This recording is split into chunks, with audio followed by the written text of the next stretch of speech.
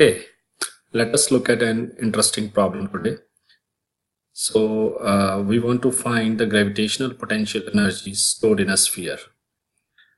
How much gravitational potential energy is stored in a sphere of radius r and mass m, and we assume the sphere to be of uniform density.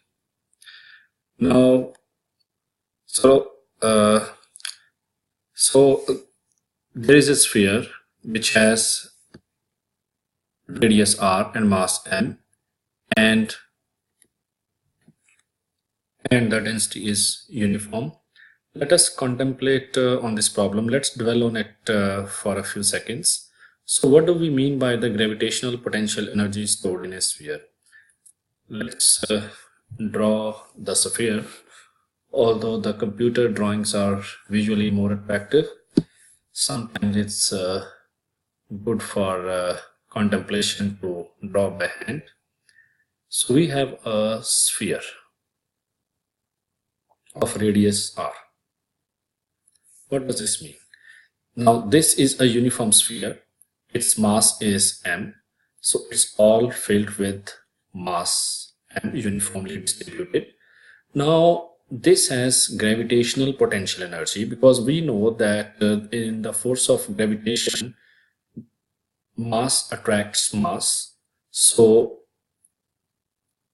if there are two masses located at certain distance, there will be force of attraction between them. So there is, because of this force of attraction, this whole mass is clustered together, is lumped together in the form of a sphere of radius r. Now that means that if I have to break this sphere completely, I need to provide energy to the sphere. If I have to take it apart completely, I need to provide energy to it, which means that if I have to take this whole mass, disintegrate this and take the entire mass to infinity, I need to provide energy to the sphere. When I provide energy to the sphere, then the sphere will break, and the entire mass disintegrates and goes to infinity. But then how much energy will I provide to the sphere to disintegrate this completely? So that energy is the energy which is stored in the sphere in the form of gravitational potential energy. So to calculate that energy, if we can calculate the amount of work done to bring the mass m, the mass of the sphere is m, sphere has mass m, and if we know the amount of work done to bring this mass m from infinity to this position where the sphere is and build a sphere, and that work done will be stored in the sphere in the form of gravitational potential energy, which means initially we have the whole mass located at infinite distance, and then slowly and slowly in the form of infinitesimally small concentric shells, we bring the mass slowly and slowly, and we bring the mass from infinity to this location and we build the sphere. So if we know the amount of work done, if we can calculate the amount of work done to do this, to bring the mass from infinity to this location, then we know the gravitational potential energy stored in the sphere.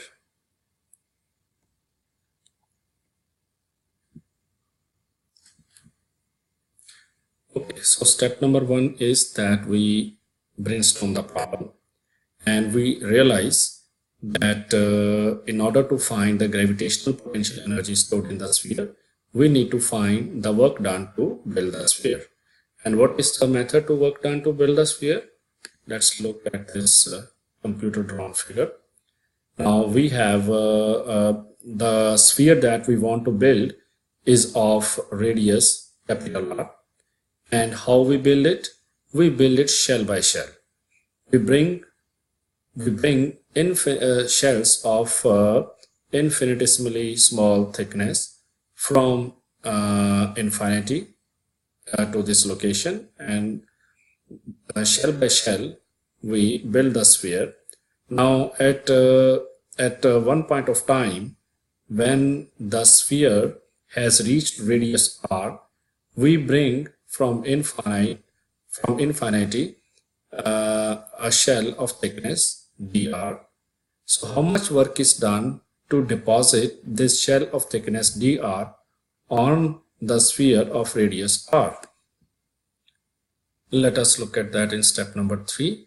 So we have sphere now of radius small r, and we deposit on this a shell of thickness dr.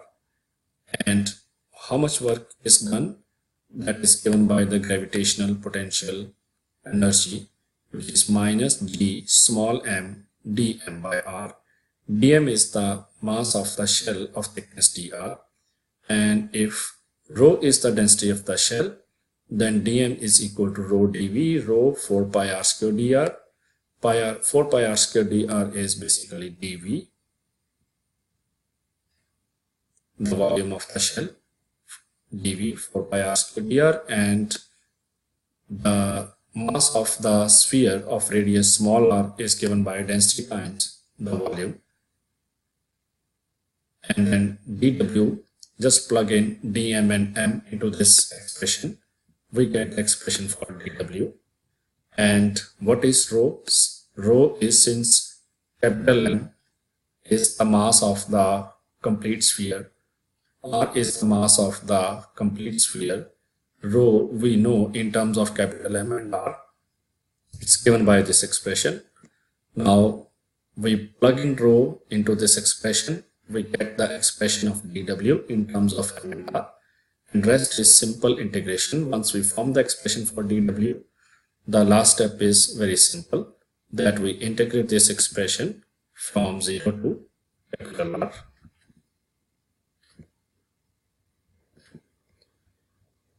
So this integration is very simple, and basically you are integrating r to the power 4 dr, and from 0 to r, which becomes r5 by 5, and this is, here you go. So this is a work done to bring entire mass capital M from infinity to form a sphere of radius capital R. We bring shell by shell, and then we integrate, and then this is what we get.